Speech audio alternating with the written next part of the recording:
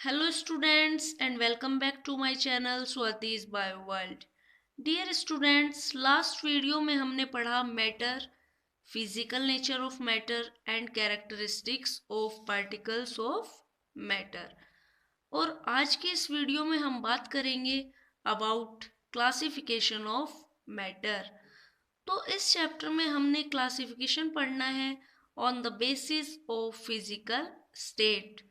तो प्यारे बच्चों, फिजिकल स्टेट के हिसाब से मैटर को तीन कैटेगरी में डिवाइड किया गया है।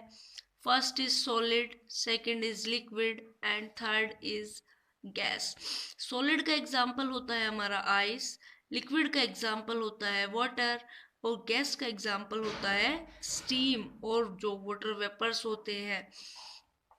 दो और न्यूली डिस्कवर्ड है हमारे जो फिजिकल स्टेट, वो है plasma and boss Einstein condensate. ये दोनों हमें 9th क्लास में नहीं पढ़नी है, यहाँ सिर्फ हमें पढ़ना है about solid, liquid and gas. अब देखो बच्चों, लास्ट वीडियो में हमने बात की थी कि मैटर स्मॉल पार्टिकल्स से मिलकर बना होता है और ये पार्टिकल्स हमेशा मोशन में रहते हैं। साथ में हमने ये भी देखा था कि पार्टिकल्स के बीच में स्पेस होता है और उसे नाम दिया इंटर पार्टिकल स्पेस। और ये जो पार्टिकल्स एक दूसरे से अट्रैक्ट है, ये किसकी वजह से है? इंटर पार्टिकल या इंटरमोलिकुलर फोर्स ऑफ अट्रैक्शन।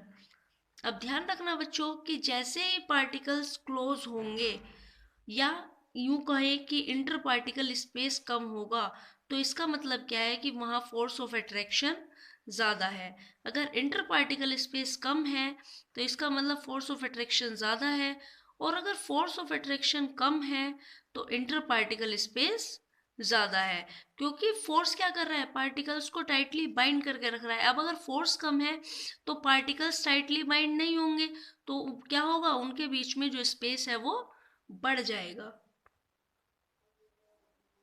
तो चलिए आगे बात करते हैं properties of solid, liquid and gas on the basis of their structure.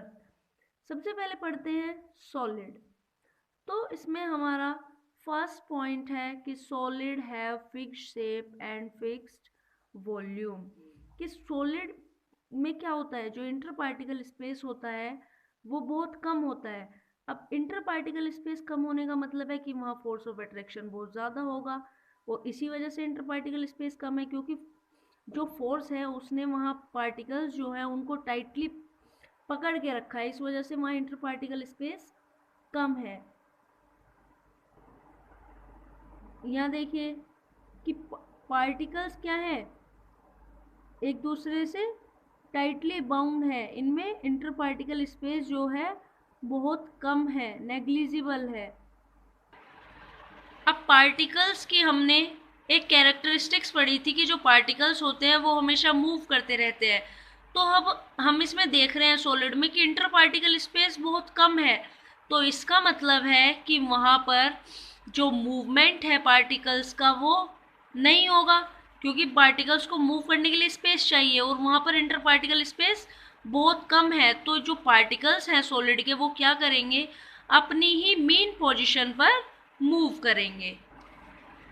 Second है हमारा solids are rigid and incompressible.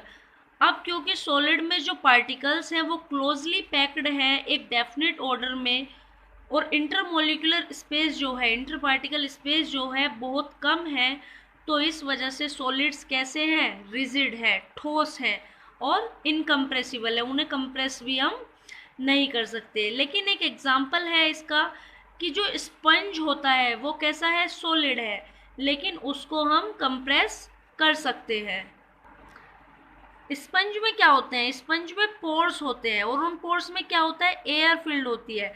तो जब हम उस पर एक्सटर्नल फोर्स लगाएंगे तो क्या होगा? वहाँ जो एयर्स है पोर्स में वो एक्सपेल आउट हो जाएगी, और फिर वापस से जब फोर्स हटा दिया जाएगा तो वो अपनी सेम पोजीशन पर आ जाएगा जो उसकी इनिशियल पोजीशन थी। नेक्स्ट है हमारा some solids can change their shape under force but regain the same. इसका मतलब क्या है? तुमने रबर बैंड देखा होगा, रबर बैंड सॉलिड है लेकिन अगर बाहर से मतलब उस पर एक्सटर्नल फोर्स लगाया जाए और उसको स्ट्रेच किया जाए तो क्या होगा, उसकी शेप चेंज हो जाएगी। लेकिन जब एक्सटर्नल फोर्स हटा दिया जाएगा तो वो वापस से अपनी इनिशियल पोजीशन रिगेन कर लेगा। Now solids have high density. Density क्या होता है हमारा, मास अपॉन वॉल्यूम। तो अब क्योंकि वहाँ पार्टिकल्स जो हैं वो टाइटली पैक्ड हैं सॉलिड्स में, तो इसका मतलब क्या है कि उनकी डेंसिटी ज़्यादा है, नंबर ऑफ पार्टिकल्स बहुत ज़्यादा है, इंटर पार्टिकल स्पेस कम है। तो इस वजह से क्या हो रहा है, डेंसिटी सॉलिड्स की ज़्यादा होती है।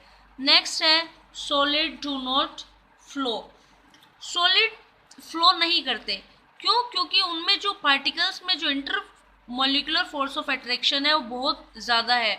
अब inter molecular force of attraction होने की वजह से पार्टिकल्स एक दूसरे से अट्रैक्ट रहते हैं, और यही रीज़न है कि सॉलिड्स फ्लो नहीं करते। Next is solids have their melting and boiling point above room temperature. Solids को अगर हम हीट करें तो यू ऑल नो कि हीट इज़ अ एनर्जी। अब जब उसको हम हीट प्रोवाइड कराएंगे तो जो पार्टिकल्स के बीच में फोर्स ऑफ अट्रैक्शन है वो कैसा होगा, कम हो जाएगा। और फोर्स ऑफ अट्रैक्शन कम होने की वजह से पार्टिकल्स दूर जाएंगे। और यही रीज़न है कि जो सॉलिड है जब उसको हम हीट करते हैं तो वो लिक्विड में कन्वर्ट हो जाता है। वहीं अगर लिक्विड को हीट करेंगे तो वो गैस में कन्वर्ट हो जाएगा।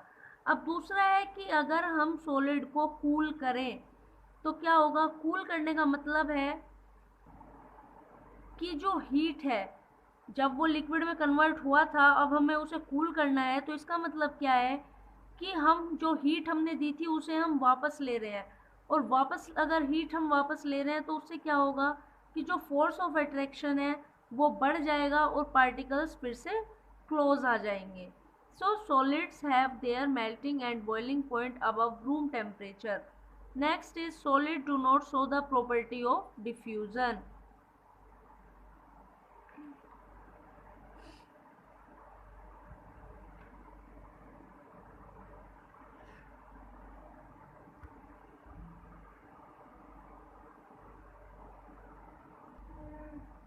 Solid have rigid structure. जो सॉलिड्स होते हैं कैसे होते हैं, ठोस होते हैं। अब इंटर पार्टिकल स्पेस भी नहीं है उतना, तो जो मॉलिक्यूल्स हैं जो पार्टिकल्स हैं वो मूव नहीं करेंगे, इसलिए सॉलिड्स जो हैं वो डिफ्यूजन प्रॉपर्टी शो नहीं करते। Next is solid have negligible kinetic energy of particles. Because solid state में जो पार्टिकल्स है वो क्लोजली पैक्ड होते हैं, इसलिए वो मूव नहीं करते, ये पहले बात कर चुके हैं। अब बात करेंगे लिक्विड्स की। Liquids do not have definite shape but have definite volume. इसका क्या मतलब है कि सपोज हमने 1 लीटर वाटर लिया और 2 अलग अलग शेप के कंटेनर लिए, तो क्या होगा, जिस भी कंटेनर में हम उस 1 लीटर वाटर को डालेंगे तो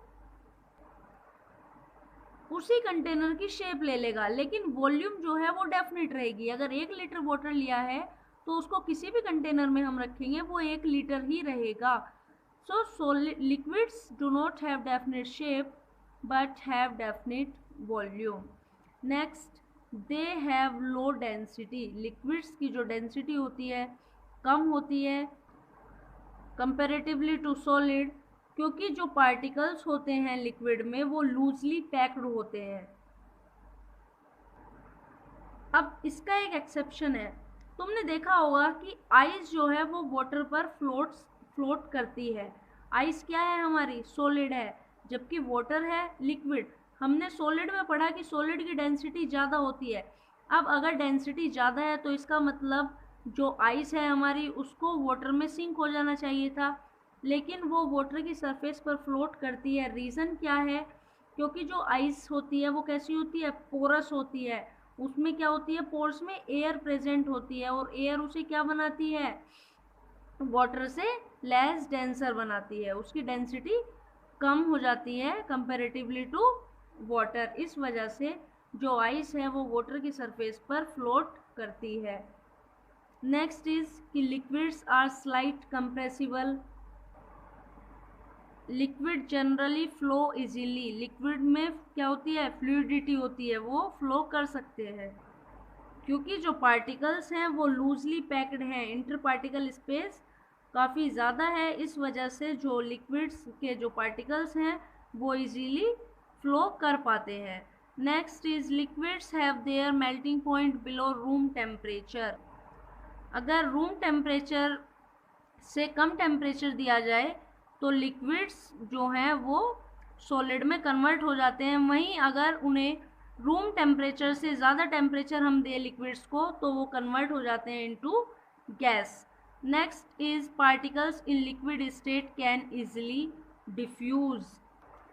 पहले ही बात कर चुके हैं कि इंटर पार्टिकल स्पेस ज़्यादा होता है, इस वजह से जो लिक्विड के पार्टिकल्स हैं वो फ्रीली मूव कर सकते हैं। Next is kinetic energy of particles in liquid is more than that of solid. कि लिक्विड में जो काइनेटिक एनर्जी होती है वो सॉलिड से ज़्यादा होती है क्योंकि इंटर पार्टिकल स्पेस भी लिक्विड में सॉलिड से ज़्यादा होता है। ये नॉर्मल कंडीशन की बात की, लेकिन अगर हम टेम्परेचर बढ़ा दें, लिक्विड को हम टेम्परेचर दें तो क्या होगा, जो काइनेटिक एनर्जी है पार्टिकल्स की वो और ज़्यादा हो जाएगी। Next is gases. गैसेस में जो इंटरमोलिकुलर फोर्स होता है वो बहुत ज़्यादा वीक होता है और यही रीज़न है कि उनमें इंटर पार्टिकल स्पेस बहुत ज़्यादा होता है।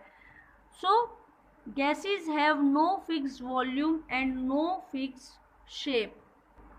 Particles are free to move in any direction. Next they have low density. अब इंटरमोलिकुलर स्पेस इतना ज़्यादा है तो डेंसिटी कैसी होगी, कम होगी। Next they have high compressibility. अब पार्टिकल्स बहुत दूर दूर होते हैं, पार्टिकल्स के बीच में स्पेस बहुत ज़्यादा है, पार्टिकल्स दूर दूर रहते हैं तो इसलिए वहाँ इनफ स्पेस होता है उनको कंप्रेस करने के लिए किसी भी स्मॉल सिलेंडर में। Gases flow freely. Force of attraction weak है बताया, तो अब जब फोर्स ऑफ अट्रैक्शन बहुत कम है, नेग्लिजिबल है, तो वो जो पार्टिकल्स है गैसेस के फ्रीली फ्लो कर सकते हैं। Next is gases have their melting and boiling point below room temperature. Gases diffuse very rapidly. वही रीज़न है कि इंटर पार्टिकल स्पेस बहुत ज़्यादा है और इंटर पार्टिकल फोर्स बहुत वीक है, तो एक गैस के पार्टिकल दूसरी गैस के पार्टिकल में इजीली मिक्स हो सकते हैं, इजीली मूव कर सकते हैं। Next is kinetic energy of particles in gases is very high.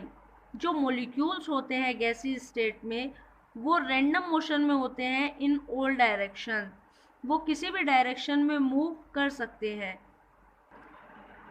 So this is all about classification of matter. In the next video we will discuss about change of state. Thank you.